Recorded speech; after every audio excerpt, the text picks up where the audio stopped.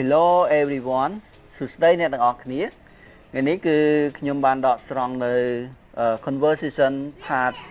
34មកបង្ហាញជូនបងប្អូនទាំងអស់គ្នាបន្តទៀតអញ្ចឹងមានន័យថ្ងៃនេះគឺយើងរៀនការសន្ទនាភាគទី34ដែលថ្ងៃនេះគឺខ្ញុំចង់បង្ហាញឲ្យបងប្អូននឹងចេះប្រើប្រាស់នៅសំណួរចំនួន2ទី1គឺយើងសួរតាក់ទងជាមួយនឹងគ្រួសារឬក៏សួរតាក់ទងជាមួយនឹងផ្ទះសម្បែងរបស់យើងណាឡើយយើងមើលចំណងជើងនេះខ្ញុំដាក់ថា is your family a small family or a big family ជាងកន្លែងនេះគឺ is your family a small family or a big family ដែលភាសាខ្មែរយើងមានន័យថាតើគ្រួសាររបស់អ្នកជាគ្រួសារតូចឬក៏ជាគ្រួសារធំតើឥឡូវយើងដើម្បីកុំឲ្យយឺតយូរយើងចូលទៅដល់ការសិក្សាទាំងអស់គ្នាតាក់ទងជាមួយនឹងការសិក្សា vocabulary ការសិក្សាទៅលើវគ្គស័ព្ទទាំងអស់គ្នាណាចឹងនៅក្នុងមេរៀននេះដែរគឺមានវគ្គស័ព្ទមួយចំនួនដែលខ្ញុំចង់បង្ហាញជូនបងប្អូនទាំងអស់គ្នាណាតោះឥឡូវយើងមើលទីនេះគឺមានពាក្យ my ដែលថ្នាក់ពាក្យវាជា adjective ជាគុណនាមដែលយើងប្រែថារបស់ខ្ញុំជា my មានន័យថារបស់ខ្ញុំតមួយទៀតគឺមានពាក្យ house ថ្នាក់ពាក្យវាជា noun ដែលយើងប្រែថាផ្ទះ house មានន័យថាផ្ទះតមួយទៀតគឺមានពាក្យ families ថ្នាក់ពាក្យវាជានាមយើងប្រែថាគ្រួសារ families គ្រួសារតមួយទៀតគឺមានពាក្យ small ជា adjective មានន័យជាគុណនាមដែលយើងប្រែថាតូច small មានន័យថាតូចតមួយទៀតគឺពាក្យ big ថ្នាក់ពាក្យវាជា adjective ជាគុណនាមដែរដែលយើងប្រែថាធំ big ធំតោះឥឡូវខ្ញុំអានពាក្យពីលើមកវិញម្ដងទៀតមានពាក្យ my របស់ខ្ញុំ house ផ្ទះ family គ្រួសារ small តូច big ធំតោះឥឡូវយើងមើលបន្តទៀតអូខេឥឡូវយើងមើលពាក្យបន្តទៀតពាក្យនេះគេដាក់ថា small family ណានេះគឺជា phrase ណា small family មានន័យថាគ្រួសារតូចអញ្ចឹងបងប្អូនទាំងអស់គ្នាដឹងហើយណាគ្រួសារតូចគឺគ្រួសារដែលមានកូនតិចជាង5នាក់ចុះមកក្រោមគឺគេចាត់ទុកថាជា small family ហើយណាតោះមួយទៀតគឺ big families មានន័យថាគ្រួសារធំអញ្ចឹងគ្រួសារដែលលើសពី5នាក់ឡើងទៅគេចាត់ទុកថាជា big family ណាមានកូនលើសពី5នាក់ឡើងទៅអូខេតមួយទៀតគឺមានពាក្យ live ថ្នាក់ពាក្យវាជា verb ដែលយើងប្រើថារស់នៅតមួយទៀតគឺពាក្យ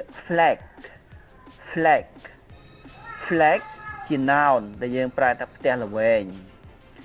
flags មានន័យថាផ្ទះល្វែងតមួយទៀតគឺមានពាក្យ villa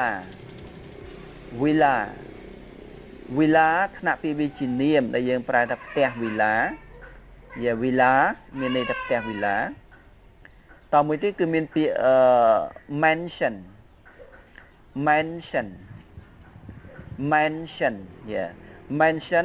ថ្នាក់ពាក្យវាជា noun ដែលយើងប្រែថាភូមិគ្រឹះឬក៏វិមាន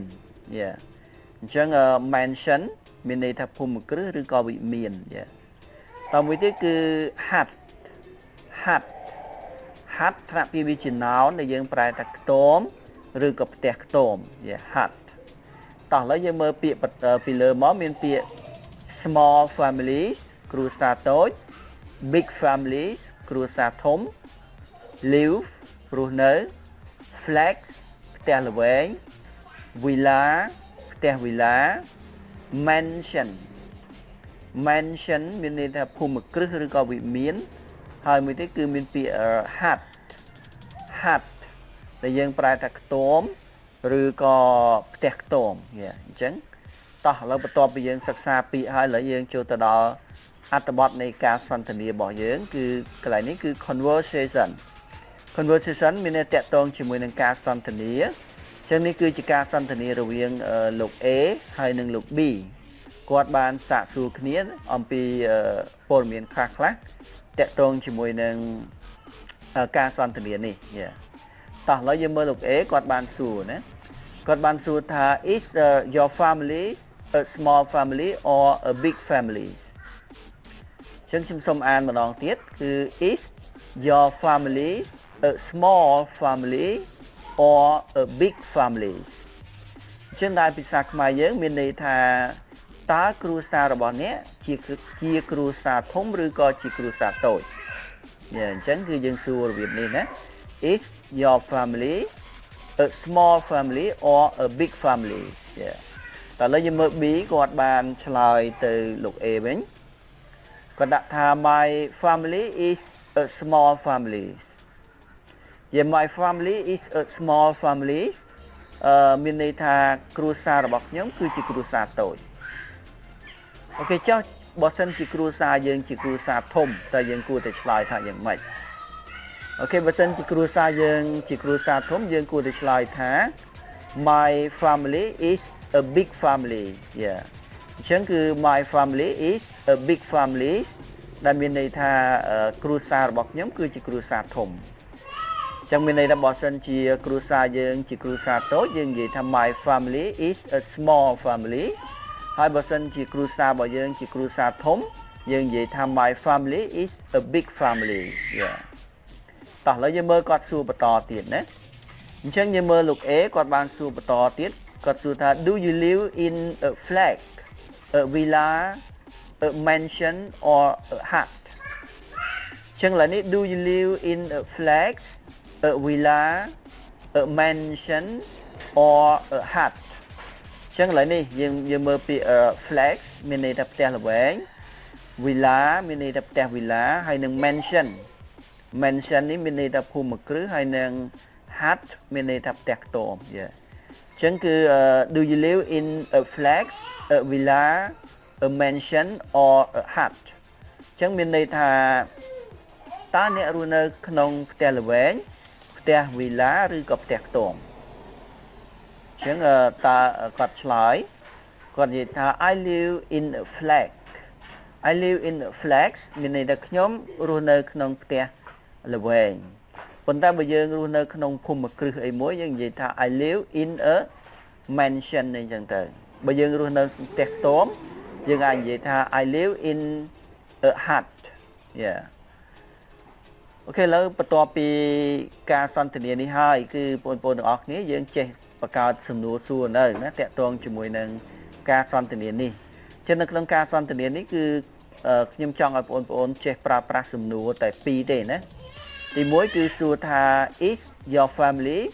a small family or a big family ហើយសំណួរទី2គឺ do you live in a villa a flat a mansion or a hut អញ្ចឹងគឺយើងចេះប្រើប្រាស់នៅសំណួរ2នេះណាតោះឥឡូវយើងចូលទៅដល់កន្លែងអូខេ practice ទាំងអស់គ្នាឥឡូវយើងមើលកន្លែងនេះគឺ practice មានន័យតាក់ទងជាមួយនឹងការអនុវត្ត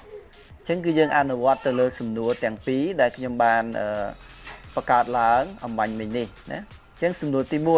1 A គាត់សួរថា is your family a big family or a small family អញ្ចឹង is your family a small family or a big family អញ្ចឹងយើងប្រើជាភាសាខ្មែរអំបញ្ញមិញយើងប្រែថាម៉េចមើលយើងប្រែថាតើគ្រួសាររបស់អ្នកជាគ្រួសារធំឬក៏គ្រួសារតូចអញ្ចឹងយើងគួរតែឆ្លើយរបៀបម៉េចបើគេសួរអញ្ចឹងតើនរណាអាចឆ្លើយបានបើសិនជាគ្រួសារយើងជាគ្រួសារតូចឧទាហរណ៍តើយើងត្រូវឆ្លើយរបៀបម៉េចគេយើងឆ្លើយថា my